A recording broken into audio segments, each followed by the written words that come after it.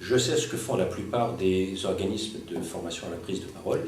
Ils enseignent des recettes, qui sont quelquefois bonnes d'ailleurs, mais partant du principe que les mêmes recettes s'appliquent à tout le monde.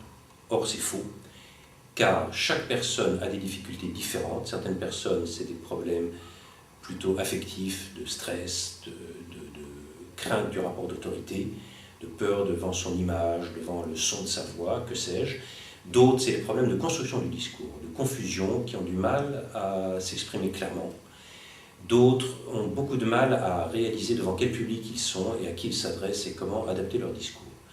Chez moi, on analyse le cas concret. C'est comme chez le médecin. Deux personnes n'ont pas la même maladie. Ou s'ils ont la même maladie, ne l'ont pas de la même façon, n'ont pas les mêmes symptômes et donc n'auront pas besoin du même traitement. Donc, tout part de l'analyse des difficultés particulières de chaque personne,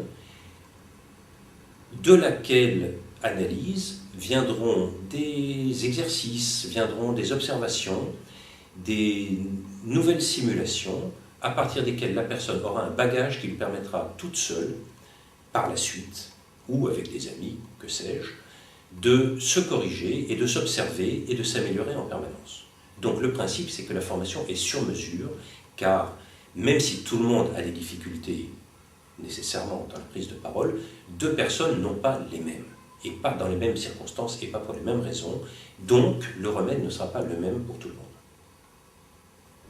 Est-ce que vous voulez dire qu'en fait, une fois qu'on a suivi une de vos formations, nous avons toutes les clés en main pour y arriver, mais qu'il y a quand même un travail à effectuer en aval personnel qui doit être fait régulièrement pour que ça puisse s'appliquer en toutes circonstances, même dans des situations de stress? Une fois qu'on a compris ces difficultés et à quel moment elles surgissent, une fois qu'on a repéré les outils qui permettent de les surmonter, il y a tout un travail d'assimilation, car ça ne se fait pas en un jour, quelquefois ça prend plusieurs semaines, plusieurs mois.